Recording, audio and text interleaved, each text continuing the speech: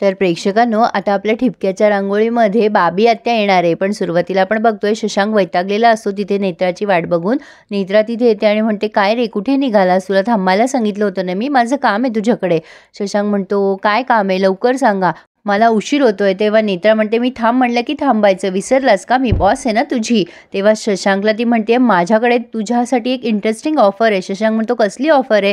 तेव्हा नेत्रा सांगते की मी ठरवलंय की तुला प्रमोशन द्यायचं आहे. शशांक म्हणतो, उगाच असं मध्येच? मी असं काही ग्रेट केलेलं नाहीये जेणेकरून इन्स्टिट्यूटनी सगळे नियम बाजूला सारून मला प्रमोट करावं. नेत्रा म्हणते, इन्स्टिट्यूटला तुझी कदर पण आहे आणि गरज सुद्धा आहे, त्यामुळे स्पेशल केस म्हणून तुला आम्ही प्रमोट करायचं ठरवलंय. इन्स्टिट्यूटच्या मॅनेजमेंटचा सर्वानुमते घेतलेला निर्णय आहे. त्यांनी सांगितलंय की तुझ्या सॅलरीपेक्षा 3 पट जास्ती सॅलरी देऊन तुला प्रमोट करायचं आहे.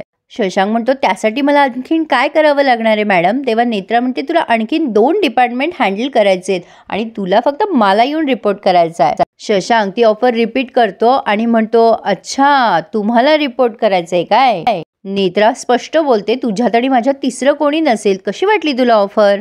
अरे शशांक, तुझ्यावरची जबाबदारी वाढली आहे ना, त्यामुळे खर्चही वाढेल. त्यामुळे मला असं वाटत नाही की अपूर्वा जॉब करून तुला फायनान्शियल सपोर्ट करेल. त्यामुळे मला असं वाटतं की तू ऑफर घ्यायलाच हवी. शशांक विचार करायला लागतो. तेव्हा ही नेत्रा म्हणते, काय विचार करतोयस शशांक? नाही, तशी काही घाई नाहीये, तुझा निर्णय कळव, पण उद्यापर्यंत मात्र नक्की कळव हं. म्हणजे घाई पण नाहीये प्रेक्षकांनो, आणि उद्यापर्यंत विचारायला निर्णय कळवायचा आहे. काही अर्थ आहे का याला?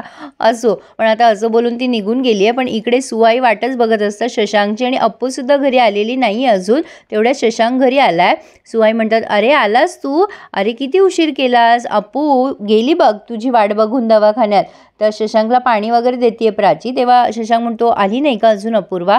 सुवाई म्हणतात, नाही ना, अजून आली नाहीये. आणि काय रे, किती ऑफिस करतोयस तू आजकाल? तुझ्या ऑफिसवाल्यांना सांग जरा, घरच्याही काही जबाबदाऱ्या आहेत तुझ्यावर. किती कामं मागे लावून घेतलेस रे शशांक? तेव्हा शशांक जरा वैतागून बोलतो, मी काय करू, मी निघणार होतो ना, पण आलं मला काम मध्ये म्हणून थांबावं लागलं. आता शशांक वैतागलेला असतो खूप, हे सुवाईच्या लक्षात येतं. प्राची त्याला पाणी आणून देते. आता माई म्हणतात, काय झालं रे शशांक, ऑफिसमध्ये काही जास्ती कामं होती का तुझ्यावर? विठू बाबा म्हणतात, काय झालं शशांक, तुझा चेहरा का उतरलाय? सुवाई म्हणतात, काय झालं रे बाळा, का चिडचिड करतोयस एवढी? ऑफिसमध्ये सगळं ठीक आहे ना? तेव्हा शशांक म्हणतो, काही ठीक नाही आहे ऑफिसमध्ये. आता ऑफिसमध्ये जी माझी बॉस आली ना, तिच्यामुळे खूप प्रॉब्लेम वाढणार आहे. विठू बाबा म्हणतात, अरे बाबा काय झालं ते तरी सांग, का तुमच्याकडे सक्तीने राजीनामा वगैरे घ्यायला लागलेत? शशांक म्हणतो, बाबा असं काही नाहीये, माझ्या बॉसनी तर मला प्रमोशन दिलंय, पहिल्यापेक्षा तिप्पट पगार दिलाय. तेव्हा माई म्हणतात, अरे चांगली गोष्ट आहे ना मग ही. सुवाई म्हणतात की अरे बाबा चांगलं आहे ना, मग तुझ्या कामाची कदर केली जाते ना, तू त्यासाठी एवढी चिडचिड का करतोय? शशांक म्हणतो, आई तुम्हाला जे वाटतंय ना वरवर सगळं हे गोड आहे, चांगलं आहे, अगं प्रमोशन देऊन मला कोंडी करण्यात आलेली आहे. तिच्या हाताखाली मला काम नाही करायचंय, माहितीये का तुला? अरे मला आत्ताच सुद्धा तिने थांबून ठेवलं होतं. विठू बाबा म्हणतात, अरे शशांक, नोकरी म्हटल्यावर आलंच हे सगळं, एवढा तुझा पगार वाढवलाय म्हटल्यावर जबाबदारी तुझी वाढणारच ना. शशांक म्हणतो, जबाबदारीसाठी मला काही प्रॉब्लेमच नाहीये, मी जबाबदारीपासून पळणारा माणूसच नाहीये, माझं काम मी आवड म्हणूनच करतो, सक्ती म्हणून नाही. सुवाई म्हणते, मग मगासपासून तिने थांबवलं, तिने सक्ती केली, असं का बोलतोयस? तुला कोणाच्या हाताखाली काम करणं जड झालंय का? शशांक म्हणतो, आई तू मला आजच ओळखतेस का? अगं योग्य माणसाच्या हाताखाली काम करायला मला काहीच प्रॉब्लेम नाहीये, पण ज्याच्या हाताखाली काम करतोय ना मी, त्याची योग्यताच नाहीये, तो माणूसच त्या योग्यतेचा नसेल तर काय करणार? असं ताटाखालचं मांजर व्हायला मला आवडणार नाहीये, मी ठरवलंय, मी नोकरी सोडतोय. सुवाई आणि सगळ्यांनाच धक्का बसलाय. त्या जवळ जातात शशांकच्या आणि म्हणतात, अरे काय झालं बाळा, का नोकरी सोडतोय? शशांक म्हणतो, तुला माहिती आहे आई, नवीन आलेली बॉस कोण आहे? तुला जेव्हा कळेल ना तेव्हा तू सुद्धा मला हाच सल्ला देशील. तेव्हा सुवाई म्हणतात, कोण आहे बाळा? तेव्हा शशांक म्हणतो, आई ती नवीन बॉस दुसरी तिसरी कोणी नसून ती नेत्रा आहे, नेत्रा. हे ऐकल्यानंतर तर सुवाईंना धक्काच बसलाय, रादर सगळ्याच कानेटकर कुटुंबाला बसलाय, म्हणजे जेवढे तिथे हजर आहेत त्यांना. माईतर म्हणतात, नेत्रा, अरे देवा. शशांक म्हणतो, आई नोकरी सोडण्याशिवाय दुसरा माझ्याकडे पर्यायच नाहीये. सुवाई म्हणतात, हे बघ शशांक बाळा, तू शांत हो, चिडचिड करून चुकीचा निर्णय घेऊ नकोस. हे बघ, सध्या नोकरी सोडणं तुला शक्य नाहीये, बाळ येणारे घरी, जबाबदारी वाढणार आहे तुझी.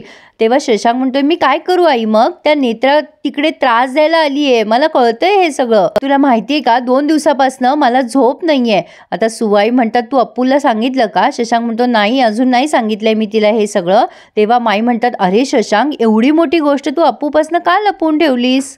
तिला जर बाहेरून कळलं तर केवढा मोठा धक्का बसेल तिला. शशांक म्हणतो, अगं माई मला कळतंय, मी सांगायला जाणार होतो तिला, ती भोळ येऊन पडली, कसं सांगू मी, डॉक्टर म्हणताय की तिला त्रास देऊ नका.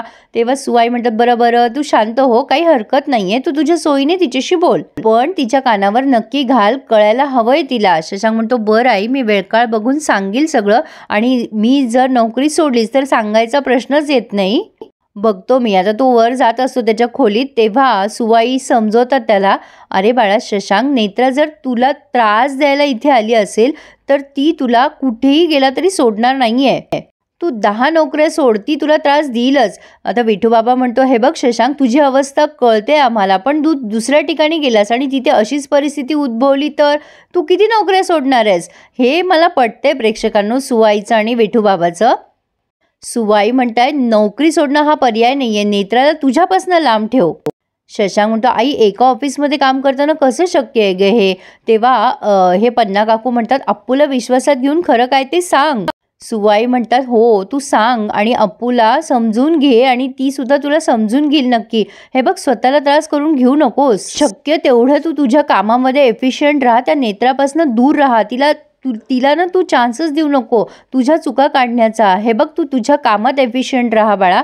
तेव्हा शशांक म्हणतो, बघतो मी आई, मी असं विचार करून बघतो, पण तोपर्यंत अपूर्वाला काही सांगू नका. तेवढ्यात अपूर्वा दारात हजर, आणि ती दारातूनच ओरडते, काय झालं खडूस, काय नाही सांगायचंय मला, काय लपवतोयस रे माझ्यापासून. आता या सुवाई विषय बदलत असतात, आलात का तुम्ही दोघी जणी, काय आले रिपोर्ट, अमेय कुठे. आता ही सुमी म्हणते, अमेय दादा बाहेर कोणाशी तरी बोलतोय, पण आता अप्पू मात्र शशांकला लगेच धारेवर धरायला लागते.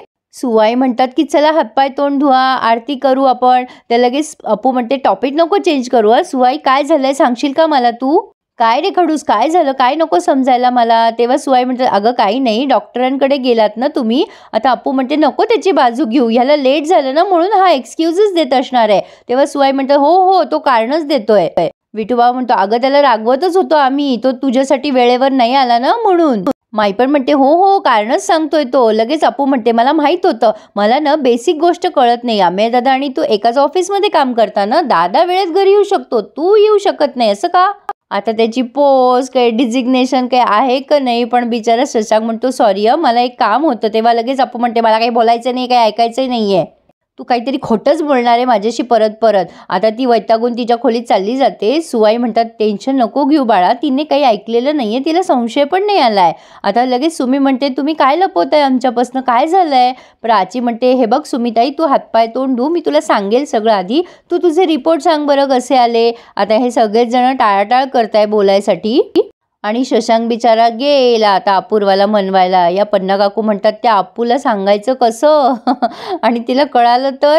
आता इकडे प्रेक्षकांनो, शशांक बिचारा, Apurva I am very sorry. प्रेक्षकांनो, आतापर्यंत जेवढे भाग झाले ना त्याच्यातल्या अर्ध्याच्या वर भागामध्ये सॉरी आहेच शशांकचं, असो. पण आता लगेच अप्पू म्हणते, हे बरं आहे तुझं खडूस, मी तुला सांगितलं होतं ना वेळेत घरी ये, तरी तू नाही आलास, माझ्याबरोबर दवाखान्यात सुद्धा आला नाहीयेस तू, ते तर लांबच राहिलं, तुला लेट झालं ना ह्याच्यासाठी तू 100 कारणं देतोस रे.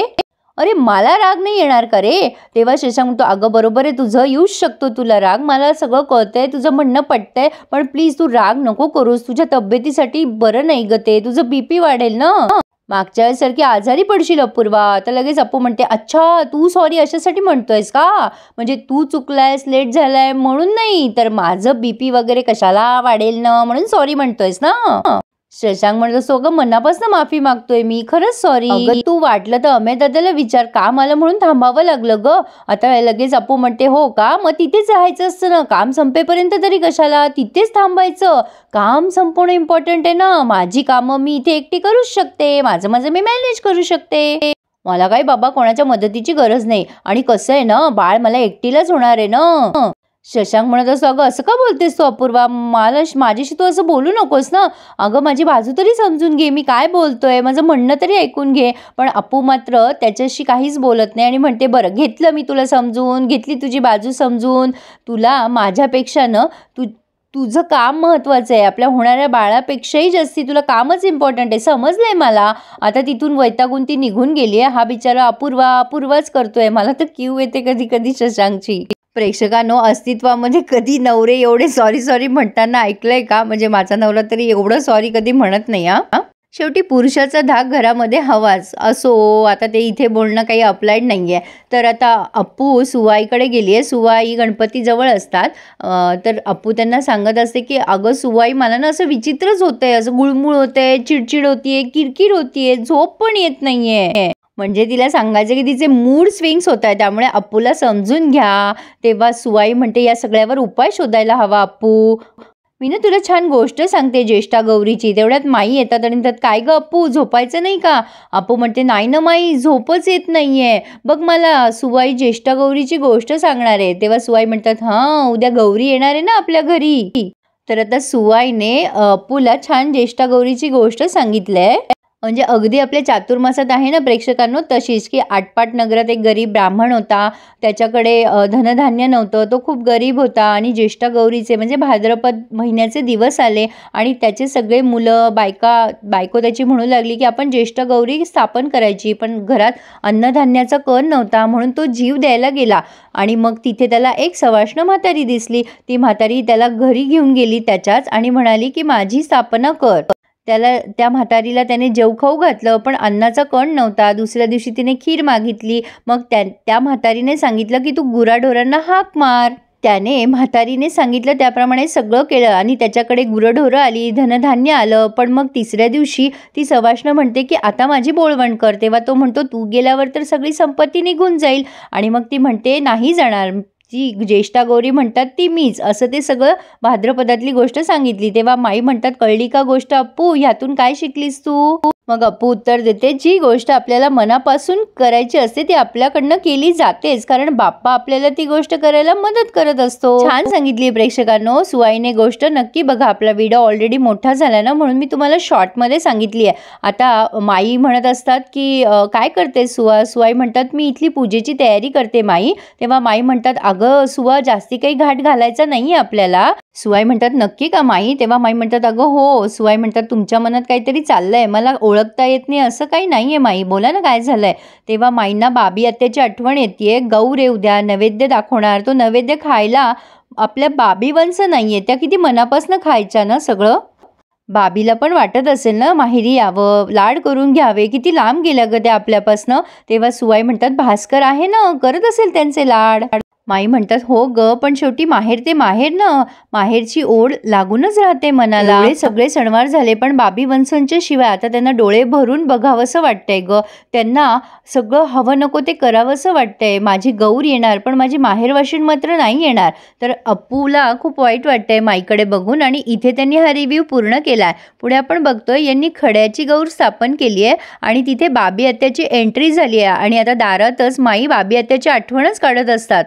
आणि बाबी आत्या म्हणते माझी आठवण काढली आणि मी येणार नाही असं कसं होईल. आणि माईंना खूप आनंद झालाय. आता बाबी आत्या नेत्राला घालवण्याचा काही उपाय अप्पू शशांकला देतात का ते बघूया. तर असा होता रिव्ह्यू. कसा वाटला नक्की कळवा आणि आपल्या चॅनलला प्लीज सबस्क्राईब करायला मात्र विसरू नका. धन्यवाद.